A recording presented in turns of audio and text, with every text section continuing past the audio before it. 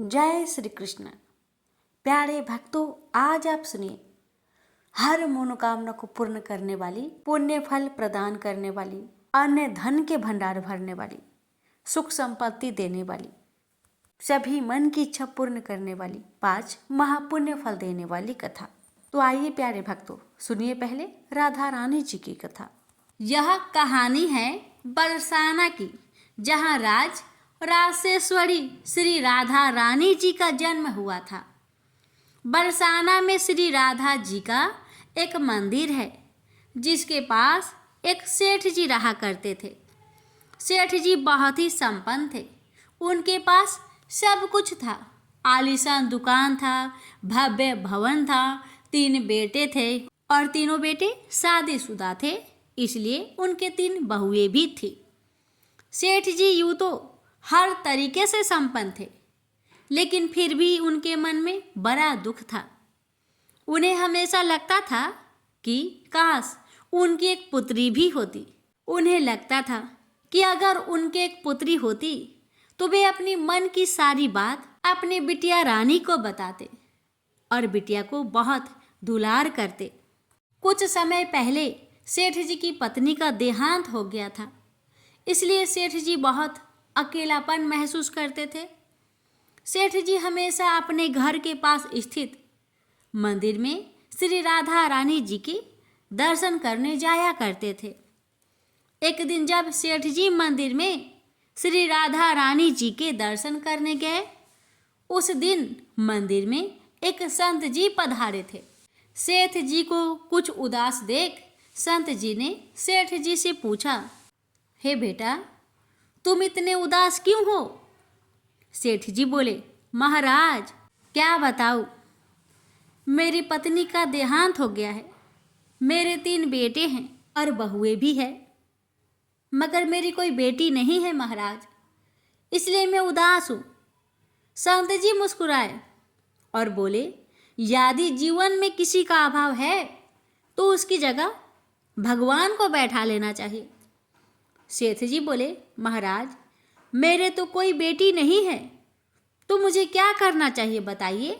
संत जी बोले, अरे सेठ, जब तुम्हें बरसाने में बास मिला है तो तुम बरसाने की बेटी श्री राधा जी को ही अपनी बेटी क्यों नहीं मान लेते?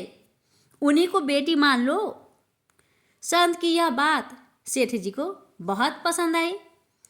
उसी दिन सेठ जी ने श्री राधा जी का एक बड़ा चित्र मंगवाया और उसे अपने कमरे में लगा लिया। अब तो सेठ जी का जीवन ही बदल गया। वे उठते बैठते सोते जागते श्री राधा जी को अपनी बेटी मानकर उनसे बातें करते, उन्हें अपनी मन की सारी बात बताया करते। सेठ को अपनी पुत्री राधा जी को हर बात बताने में बहुत आनंद आता था। सेठ जी की राधा जी में ऐसी लगन लगी कि जब वे दुकान भी जाते तो श्री राधा रानी को भोग लगाकर प्रसाद पाकर ही जाते थे। शाम को लौटते तो राधा रानी जी को प्रणाम करते, उनसे बातें करते और भोग लगाकर फिर प्रसाद ग्रहण करते और हर समय श्री राधे राधे सा कीर्तन किया करते थे और हर समय प्रसन्नचित रहा करते थे। जब भी सेठ जी से कोई उनका परिचय पूछता तो सेठ जी कहते, 3 बहू बेटे हैं, घर में सुख सुविधा है, पूरी संपत्ति भरी भवन में, रहती नहीं कोई मजबूरी, कृष्ण कृपा से जीवन पथ में आती ना कोई बाधा, मैं बड़भागी पिता हूँ, मेरी बेटी है श्री राधा।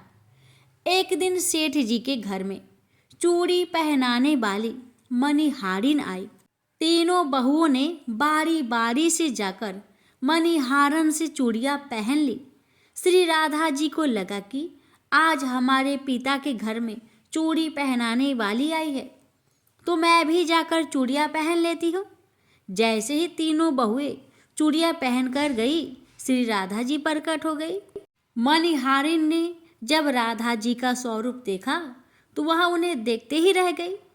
राधा जी बोली, मुझे भी चूड़ी पहनाओ। मणिहारिन ने समझा इनके घर में कोई मेहमान आया होगा, यह सोचकर मणिहारिन ने राधा जी को भी चूड़ियां पहना दी। श्री राधा जी चूड़ियां पहनकर एक ओट में जाकर अंतर्ध्यान हो गई।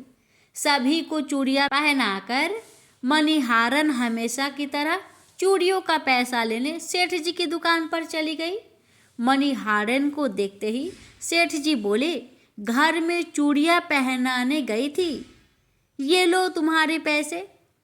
सेठ जी ने मणिहारन को हर बार जितने पैसे देते थे उतने ही पैसे दे दिए। मणिहारिन बोली, सेठ जी इस बार मैं ज्यादा पैसे लूंगी। मैंने आपके घर में 3 जनों को नहीं बल्कि 4 जनों को चूड़ियां पहनाई है। सेठ जी बोले, हमारे घर में 3 बहुओं के अलावा चौथी तो कोई नहीं है जो चूड़ियां पहने। मणिहारिन बोली, यह मैं नहीं जानती, लेकिन मैंने तो चूड़ी 4 को पहनाई है। सेठ जी बोले कि बाकी के पैसे में पहले घर में जाकर पता करूंगा, उसके बाद मैं तुम्हें दूंगा। मणिहारन बोली, ठीक है सेठ जी, आप घर में जाकर पता लगाइएगा। यह कहकर मणिहारन चली गई। शाम को सेठ जी घर पर पहुंचे। उन्होंने घर में मणिहारिन के बारे में पूछा। उनकी बहुओं ने कहा कि केवल हम तीनों ने ही चूड़ियां पहनी थी। सेठ जी बोले, मैं भी कहूँ कि चौथा कोई है ही नहीं हमारे घर में जो चूड़ियां पहने। इस प्रकार सेठ जी यह बात भूल गए और अपने नित्य काम में लग गए। सेठ जी राधा राधा बोलते बोलते श्री राधा जी को प्रसाद का भोग लगाकर भोजन करके सो गए। जब सेठ जी को नींद आ गई तो उनके स्वप्न में श्री राधा जी प्रकट हो गई। राधा जी बहुत उदास थे, उनके आंखों में आंसू थे। सेठ जी ने पूछा, बेटी उदास क्यों हो? श्री राधा जी बोली, आज मेरा मन बहुत दुखी है। मैंने आज अपने पिता का घर समझकर यहाँ उस मणिहारन से चूड़ियां पहनी थी, परंतु पिताजी आपने उस मणिहारन को मेरी चूड़ियों का मोल नहीं चुकाया। पिताजी आपने मुझे बेटी तो बना लिया, परंतु आपको मेरी याद नहीं आई, आपने मुझे भुला दिया, इससे मैं बहुत दुखी हूँ। यह सुनकर सेठ जी सपने में ही रोते हुए बोले, बेटी मुझे क्षमा कर दो, मुझसे बहुत बड़ी भूल हो गई। सेठ जी तुरंत नींद में से उठ बैठे, उनकी आंखों में आंसू आ रहे थे। सेठ जी ने तुरंत तिजोरी में से पैसे निकाले और मणिहारन के घर की तरफ चल दिए। सेठ जी ने मणिहारिन के घर का दरवाजा खटखटाया। मणिहारिन ने दरवाजा खोला। सेठ जी आप इतनी रात को? सेठ जी को अपने घर पर देखकर मणिहारन चौंक गई। सेठ जी के नेत्रों में आंसू भरे थे। सेठ जी बोले, तुम्हारे जैसा बड़भागी कोई नहीं है। मणिहारिन बोली, सेठ जी क्या हुआ?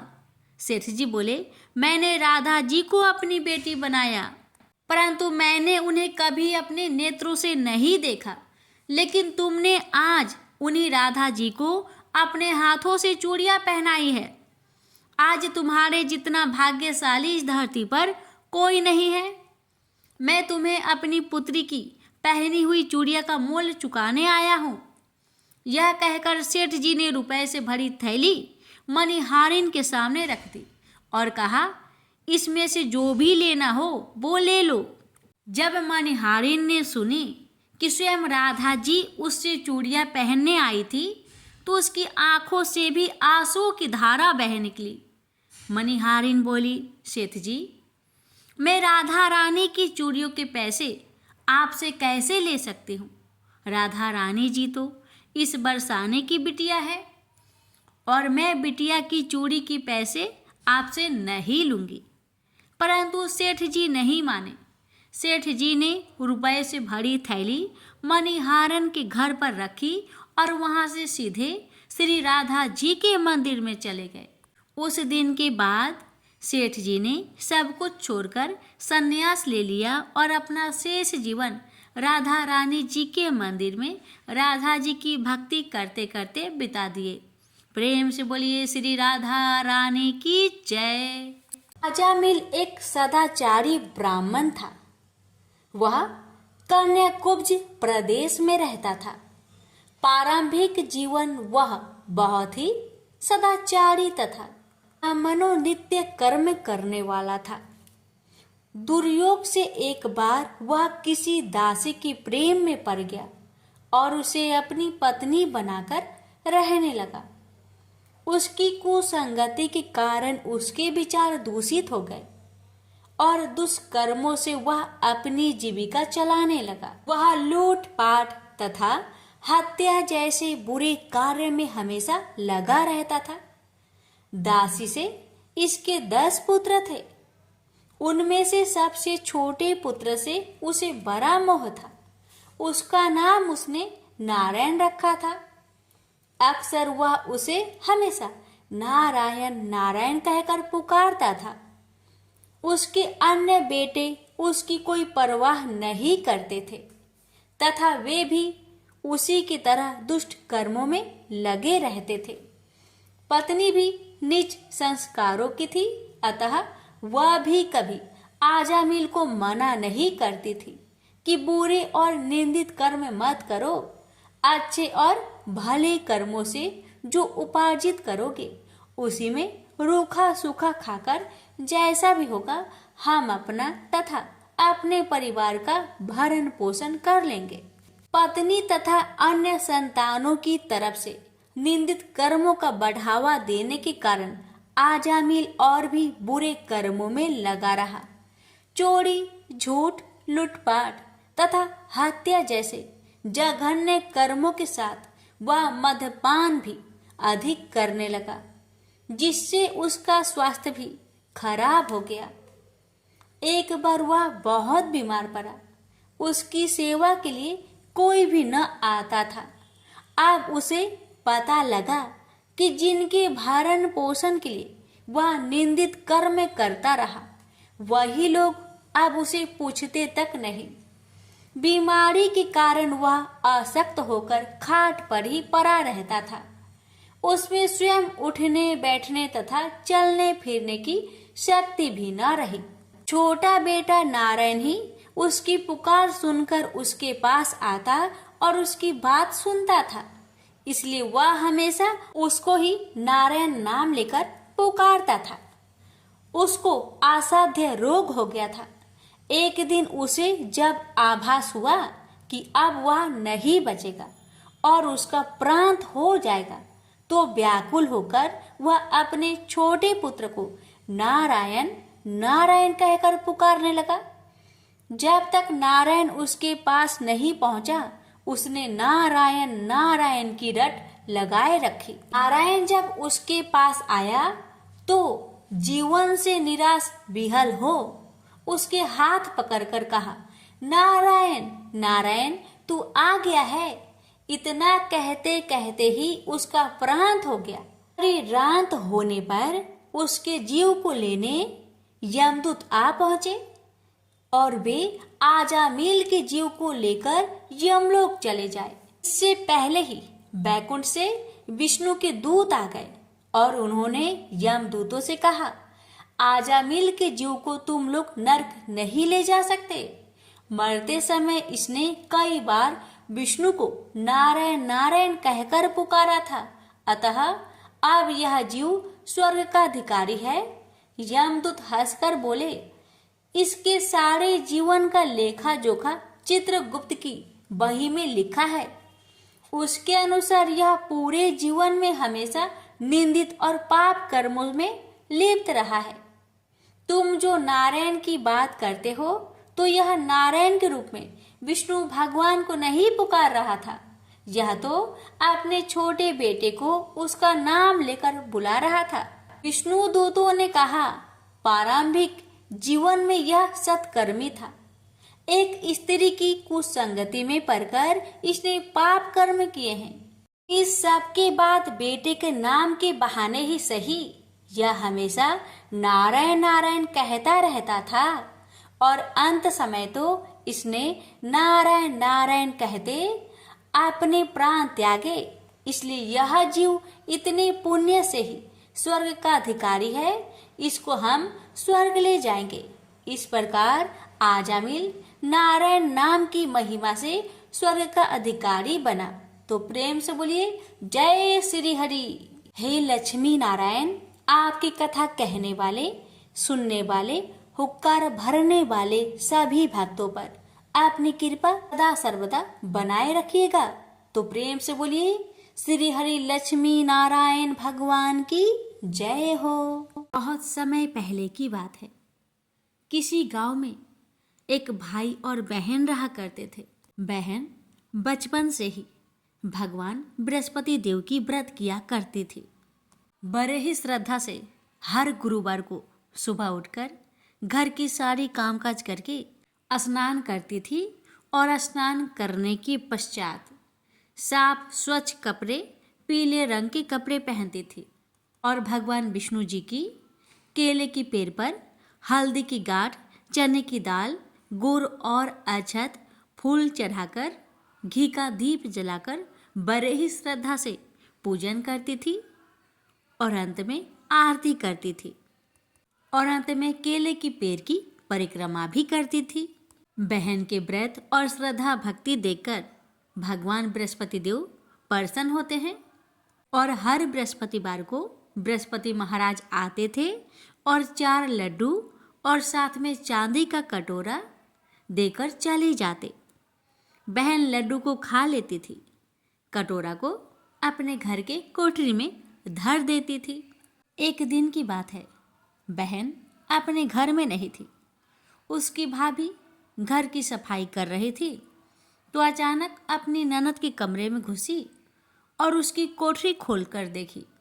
उसने देखा कोठरी में जगमग हो रही है।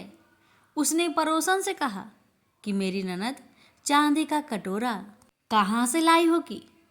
कोठरी जगमग हो रही है। पड़ोसन बोली अपने पति से पूछना। तो भाभी कहने लगी मेरे पति तो मेरे बात नहीं मानते हैं, नहीं सुनते हैं।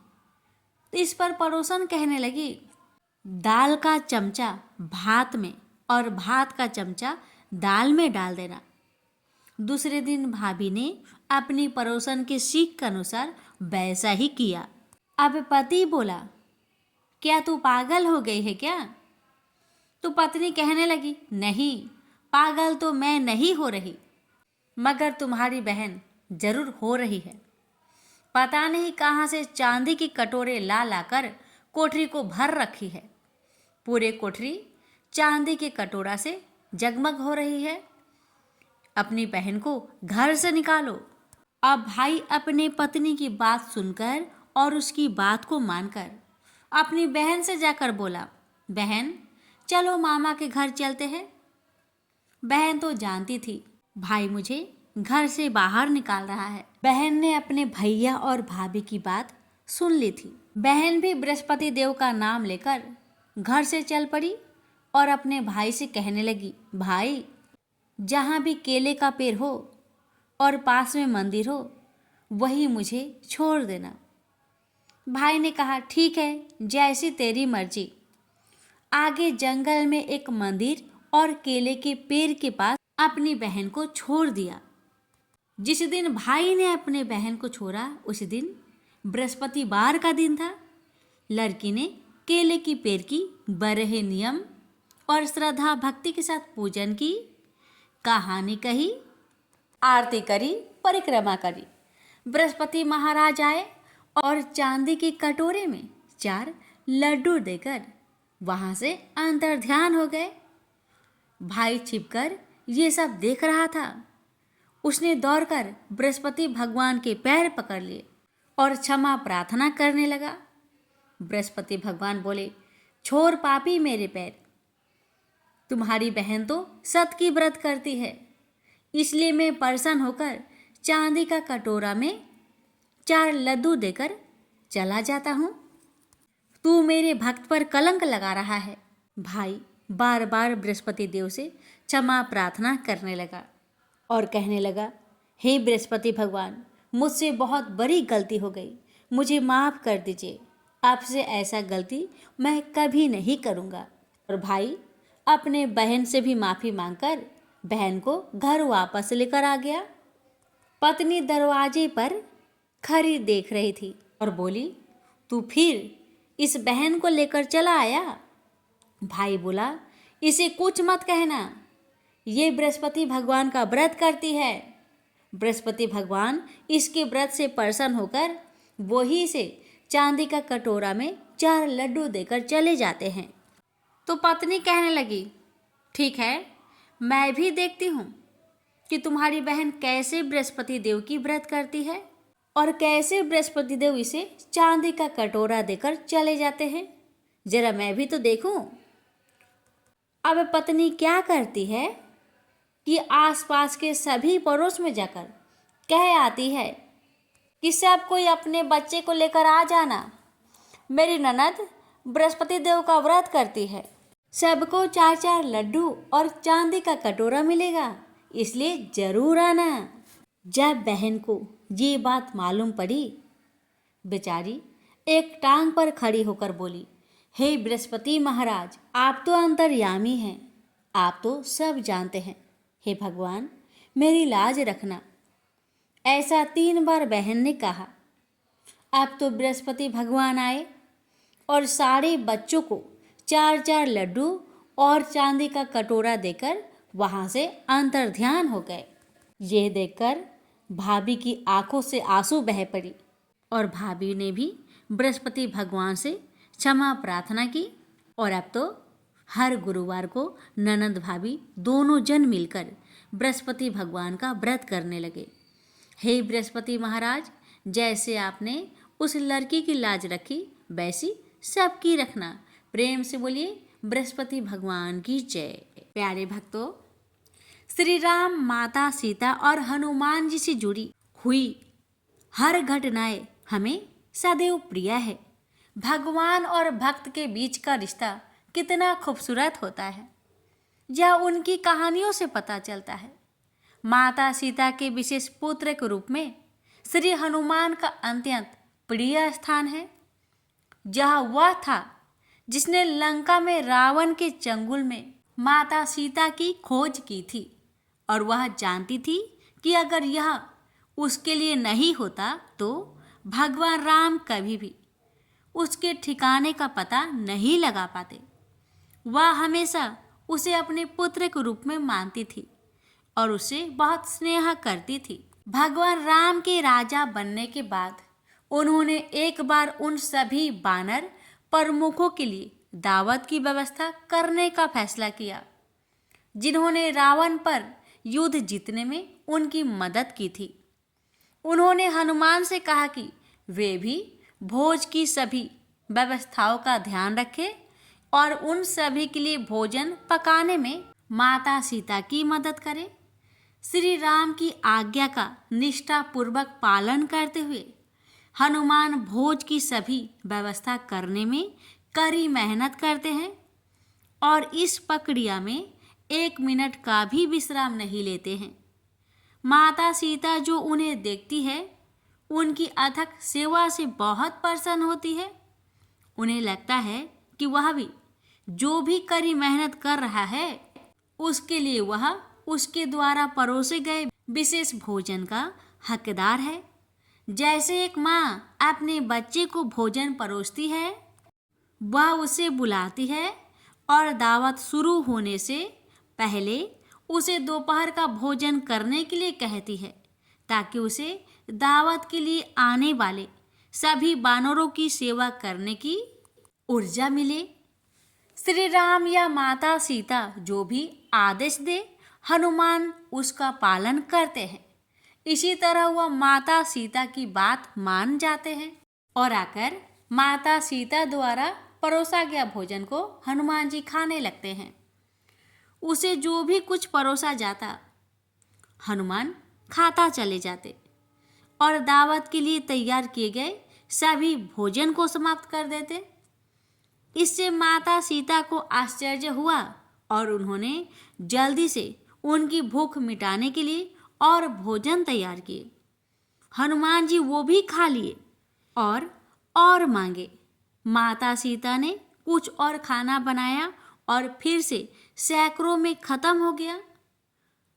आलम यह था कि रसोई में उसे परोसने के लिए या दावत में आने वाले किसी के पास कुछ भी नहीं बचा था। अब तो माता सीता बड़ी चिंतित हो गई और भगवान राम की मदद लेने के लिए दौड़ पड़ी। उन्होंने राम जी को स्थिति बताई और उपाय पूछा। भगवान राम मुस्कुराए और सीता से कहा कि हनुमान कोई और नहीं बल्कि 11 रुद्र अवतारों में से एक थे और वह तीनों लोकों को अपने पेट में धारण करते हैं और केवल सच्ची प्रार्थना से ही उनकी भूख शांत होती है। श्री राम ने उन्हें हनुमान जी को तुलसी दल देने और उनसे प्रार्थना करने के लिए कहा। वह उन्हें वही प्रदान करती है और ओम नमः शिवाय, ओम नमः शिवाय कहती है। तभी हनुमान जी की भूख शांत हुई। तुलसी दल भगवान विष्णु को अर्पित किया जाता है और जब इसे हनुमान को अर्पित किया जाता है तो यह भगवान राम को अर्पित करने के बराबर होता है। और चूंकि हनुमान भगवान राम के प्रबल अनुयायी है, इसलिए उनकी भूख छोटी तुलसी दल से संतुष्ट हो जाती है। इस घटना से पता चलता है कि भगवान राम और हनुमान जी एक दूसरे के प्रति कितना सम्मान रखते हैं और वे एक दूसरे को कितनी अच्छी तरह समझते हैं। भगवान राम की प्रिय ही नहीं, वे माता सीता का सबसे बड़ा सम्मान अर्जित करते हैं। इसलिए चारों के प्रत्येक चित्र में भगवान राम, माता सीता, खरे लक्ष्मण और श्री राम के चरणों में झुकते हुए हनुमान माता सीता का हाथ हमेशा अपने प्रिय पुत्र को आशीर्वाद देते हुए देख सकते हैं, जो देखने में सुंदर है। प्रेम से बोलिए सियावर रामचंद्र की जय, पवन पुत्र हनुमान की जय। मकर संक्रांति की व्रत कथा। एक समय जब पृथ्वी लोक पर बब्रुवाहन नामक एक राजा हुआ करता था। उसके राज्य में किसी चीज की कमी नहीं थी। इसी राज्य में एक हरिदास नामक ब्राह्मण भी निवास करता था, जिसका विवाह गुणवती से हुआ था, जो कि बहुत ही धर्मवती एवं पतिव्रता महिला थी। गुणवती ने अपना पूरा जीवन सभी देवी देवताओं की उपासना में लगा दिया और वह सभी प्रकार के व्रत करती थी और दान धर्म भी किया करती थी। इसके अलावा अतिथि सेवा को अपना वह धर्म मानती थी। ऐसे ही ईश्वर की उपासना करते हुए वह वृद्ध हो गई। जब उसकी मृत्यु हुई तो धर्मराज के दूत उसे अपने साथ धर्मपुर ले गए। यमलोक में एक सुंदर सिंहासन पर यम धर्मराज विराजमान थे और उनके पास ही चित्रगुप्त भी बैठे थे। चित्रगुप्त जब धर्मराज को प्राणियों का लेखा जोखा सुना रहे थे, तभी यमदूत गुणवती को लेकर पहुंचे। गुणवती यमराज को देखकर थोड़ी भयभीत हुई और मुंह नीचे करके खड़ी हो गई। फिर चित्रगुप्त ने गुणवती का ब्यौरा निकाला और उसके बारे में धर्मराज को बताया। धर्मराज ने गुणवती का पूरा ब्यौरा देखा और वे प्रसन्न हुए, लेकिन फिर भी उनके मुख पर थोड़ी सी उदासी भी छाई हुई थी। यह देखकर गुणवती ने पूछी, हे प्रभु, मैंने तो अपने जीवन काल में सारे सत्कर्म ही किए, फिर भी आपके मुख पर उदासी छाई है। इसका कारण क्या है? प्रभु, मुझसे क्या भूल हुई है? धर्मराज जी ने कहा, हे देवी, तुमने सभी देवी देवताओं के व्रत किए हैं, उपासना की है, लेकिन कभी भी तुमने मेरे नाम से कुछ पूजा या पाठ या दान नहीं किया। धर्मराज की बात सुनते ही गुणवती क्षमा याचना करने लगी और कहने लगी, हे प्रभु, मुझे आपकी उपासना के बारे में कुछ पता नहीं है। कृपा करके मुझे ऐसा उपाय बतलाइए प्रभु, जिससे सभी मनुष्य आपकी कृपा के पात्र बन सके। मैं आपके मुख से आपकी भक्ति का मार्ग सुनना चाहती हूँ और मेरी कामना है कि मृत्यु लोक पर वापस जाकर मैं आपकी भक्ति करूं और सभी लोगों को इस बारे में बताऊं। धर्मराज जी ने बताया, जिस दिन सूर्य देव उत्तरायण में प्रवेश करते हैं, यानी मकर संक्रांति के दिन मेरी पूजा शुरू करनी चाहिए और उस दिन से लेकर पूरे 1 साल तक मेरी पूजा करते हुए कथा सुननी चाहिए। साथ ही मेरी पूजा करने वाले व्यक्ति को धर्म के इन 10 नियमों का पालन अवश्य करना चाहिए। पहला, धीरज रखना यानी संतुष्ट रहना। दूसरा, अपने मन को बस में रखना और सभी को क्षमा करना। तीसरा, किसी प्रकार का दुष्कर्म नहीं करना। चौथा, मानसिक और शारीरिक शुद्धि का ध्यान रखना। पांचवा, अपनी इंद्रियों को बस में रखना। छठा, बुरे विचारों को अपने मन में ना लाना। सातवां, पूजा पाठ और दान पूर्ण करना। आठवां, व्रत करना और व्रत की कहानी सुनना। नौवां, सच बोलना और सभी से अच्छा व सच्चा व्यवहार करना। 10वां, क्रोध न करना। धर्म के इन सभी लक्षणों का पालन करते हुए 1 साल तक मेरी कथा नियम से सुने, दान पुण्य और परोपकार के काम करें और अगली मकर संक्रांति पर इस व्रत का उद्यापन करें। इसके बाद मेरी एक मूर्ति बनाकर विधि विधान से प्राण प्रतिष्ठा करवाकर हवन पूजन करें और साथ ही चित्रगुप्त की भी पूजा करें और काले तिल के लड्डू का भोग लगाए। इसके बाद ब्राह्मण भोज करवाए व बांस की टोकरी में 5 सेर अनाज का दान करे। साथ ही किसी जरूरतमंद को गदा, तकिया, कंबल, छप्पन, लोटा व वस्त्र आदि का दान करे। संभव हो तो गौ दान करे।